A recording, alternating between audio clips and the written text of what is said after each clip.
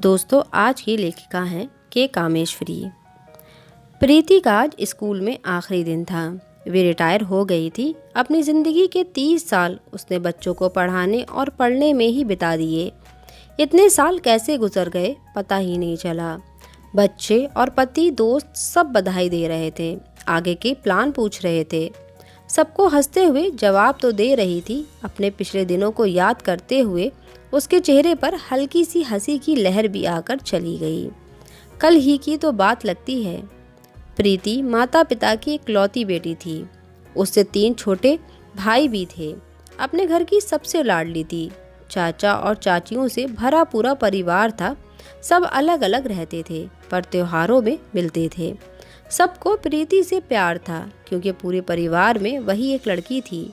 वैसे तो घर में पढ़ाई के लिए कोई रोक टोक तो नहीं थी, पर सभी लड़कियों को 10वीं तक पढ़ाकर शादी करा देते थे। उनकी सोच ये थी कि अगर लड़की को ज़्यादा पढ़ा लिखा लिया तो उससे भी ज़्यादा पढ़े लिखे लड़के को ढूंढना पड़ेगा। फिर भी सबसे छोटी बुआ ने बीए किया था। क्योंकि उनकी शादी तय नहीं हो पाई तो घर में खाली बिठाने से अच्छा पढ़ा लें, ये सोचकर उन्हें पढ़ा दिया गया। प्रीति जब 11वीं में थी तब छोटी बुआ की शादी हुई थी। फूफा जी आर्मी में मेजर थे।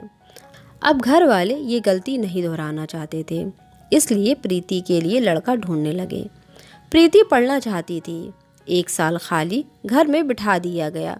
पढ़ तो नहीं पाई, पर सोचा चलो सिलाई कढ़ाई ही सिखा दें, क्योंकि ये हुनर ससुराल में काम आएंगे। ये सोचकर उसे सिलाई के क्लास में भर्ती करा दिया गया। प्रीति से पूछा भी नहीं कि तुम्हें सीखना है कि नहीं। उस समय लड़कियां माता पिता जिधर जोत देते थे उधर ही जुट जाते थे। खैर, प्रीति सिलाई सीखने लगी। वहीं पर उसकी मुलाकात हेमा से हुई, जो वहां कढ़ाई सीखने आती थी। प्रीति और हेमा दोनों में जमने लगी।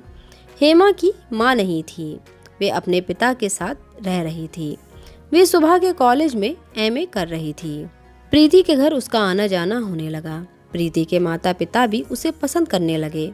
बातों बातों में जब उसे पता चला कि शादी के लिए प्रीति की पढ़ाई छुड़वा दी गई है, तो वो प्रीति के पिताजी से कहने लगी कि मैं जिस कॉलेज में पढ़ती हूँ वो सुबह 7 बजे से 11 बजे तक ही है। मेरे साथ भेज दीजिए। जब शादी तय हो जाएगी पढ़ाई रुकवा दीजिएगा। अभी घर में बैठकर क्या करेगी। उस समय लड़कियां कॉलेज कम ही जाती थीं, इसलिए कॉलेज की फीस भी कम थी। आप लोगों को आश्चर्य होगा कि प्रीति महीने में कॉलेज फीस 7 रुपये भरती थी। लड़कों के लिए 14 रुपये थे। उनसे आधी फीस लड़कियां भरती थीं। कहते हैं ना, कब किसकी बातों का असर कर जाए पता नहीं, पर प्रीति के तो भाग ही खुल गए। पिताजी को हेमा की बात बहुत पसंद आ गई, इसलिए उन्होंने दादा दादी से भी इजाज़त लेकर प्रीति को हेमा के साथ मॉर्निंग कॉलेज में दाखिला दिला दिया। दादी ने कहा, इस कॉलेज में लड़कियों के साथ लड़के भी पढ़ते हैं, इसलिए रोज़ साड़ी पहनकर कॉलेज जाना है। प्रीति ने सोचा, ठीक है, कॉलेज जाने तो मिल रहा ना, बस साड़ी पहनकर कॉलेज जाने लगी। किसी तरह साल गुजर रहे थे। मस्ती भी चल रही थी, साथ ही पढ़ाई भी चल रही थी। प्रीति को हर साल डर ही लगा रहता था कि कहीं शादी तय हो गई तो पढ़ाई छूट जाएगी। ईश्वर से प्रार्थना करती रहती थी कि पढ़ाई पूरी होने के बाद रिश्ता आए तो अच्छा है। प्रीति की प्रार्थना काम कर गई। उसने अपनी बीए की पढ़ाई पूरी कर ली। अंतिम परीक्षा देकर उसने चैन की सांस ली। जिस दिन परीक्षा फल आया उस दिन उसके पैर जमीन पर नहीं पड़ रहे थे। वे खुश थी कि उसने ग्रेजुएशन पूरा कर लिया है। वे पोस्ट ग्रेजुएट करना चाहती थी, पर यह तो ज़मीन पर रहकर आसमां छूने के जैसा था। कुछ दोस्तों की शादी तय थी, कुछ की तो बीच में ही हो भी गई थी। सब अपनी आंखों में ढेरों सपने लेकर एक दूसरे से अलग हो गए। प्रीति भागते हुए दादा दादी के पास गई। परीक्षा फल सुनते ही दादाजी ने कहा, बेटा, बीएड कॉलेज अपने घर के पास ही है, उसमें दाखिला ले ले, 1 साल में तेरा कोर्स भी हो जाएगा।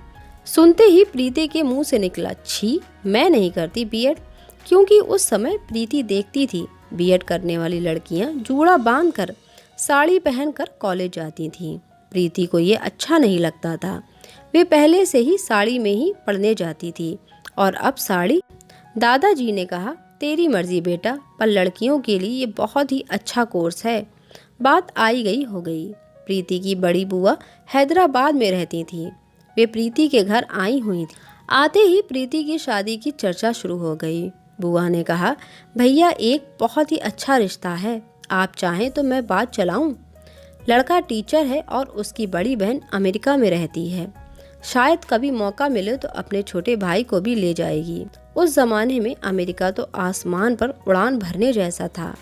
अमेरिका का नाम सुनते ही लोगों के आंखों में चमक आ जाती थी। पिताजी चुप थे। माँ ने कहा कि लड़का अच्छा है तो बात चला सकते हैं। प्रीति ने कहा, नहीं, मैं टीचर से शादी नहीं करूँगी। ये सुनते ही बुआ आग बबूला हो गईं। देखा ज़्यादा पढ़ाने का नतीजा। मेरी लड़की की शादी मैंने उसकी 10वीं की परीक्षा के पास होते ही कर दी।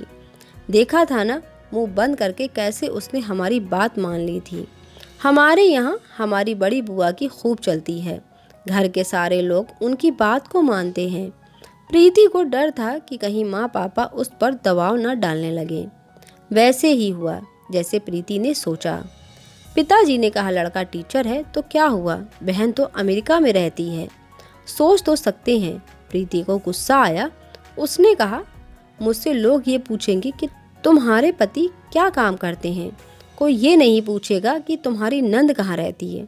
मैं नहीं बताना चाहती कि मेरा पति टीचर है। और पैर पटकते हुए कमरे में चली गई। पिताजी ने बहन को समझा दिया कि हम इसके बारे में बाद में बात करेंगे। बुआ वापस हैदराबाद चली गईं। कुछ महीनों में प्रीति की शादी बैंक में काम करने वाले विकास से हो गई। शादी के 12 सालों में प्रीति के 2 बच्चे भी हो गए और पति का तबादला वहीं हो गया जहां उसकी बड़ी बुआ रहती हैं। बुआ के बेटे प्रीति से मिलने आते थे। प्रीति हमेशा बहुत सारे दोस्तों से घिरी रहती थी। उन्होंने माँ को बताया प्रीति अपना समय बर्बाद कर रही है गपशप करने में, इसलिए उसके लिए कुछ करना चाहिए। फिर किया नेकी और सोच बुआ ने दक्षिण भारत हिंदी प्रचार सभा की एक ऐड आई थी बीएड की एडमिशन के लिए। उस पेपर को जिसमें ऐड आया था प्रीति के पास भेजा। प्रीति ने भी देखा और दाखिला ले लिया। जो प्रीति कभी टीचर नहीं बनना चाहती थी, उसने फर्स्ट क्लास में बीएड पास कर लिया। बच्चों की देखभाल, घर का काम सबको अच्छे से निभाते हुए उसने अपनी पढ़ाई पूरी की। 1 साल एक छोटे से स्कूल में, फिर घर के पास के ही एक स्कूल 7 साल काम किया। अब प्रीति को शहर के एक बहुत ही अच्छे स्कूल में काम मिल गया और वे वहां खुशी खुशी काम करने लगी।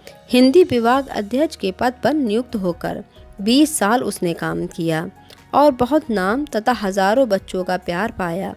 आज रिटायर हो गई। अपनी ज़िंदगी के इतने साल बच्चों को पढ़ाया। आज सोचती है कि अगर टीचर नहीं बनती तो हजारों बच्चों के दिल में कभी नहीं बसती। किसी ने सच ही कहा है कि एक टीचर कभी रिटायर नहीं हो सकती, वे कभी बूढ़ी नहीं हो सकती। छोटे छोटे बच्चों के साथ काम करते हुए वे हमेशा एक बच्चा ही बनकर रह जाती है। एक शिक्षिका बनने के बाद प्रीति को एहसास हुआ कि शिक्षण कार्य एक बहुत बढ़िया पेशा है। अगर लोग मुझे एक अच्छी शिक्षिका के रूप में याद करते हैं तो मेरे लिए ये सबसे बड़े सम्मान की बात होगी। दोस्तों, अगर आपको ये कहानी पसंद आई हो तो प्लीज़ वीडियो को लाइक कीजिएगा और चैनल को ज़रूर सब्सक्राइब कीजिएगा। Thanks for watching.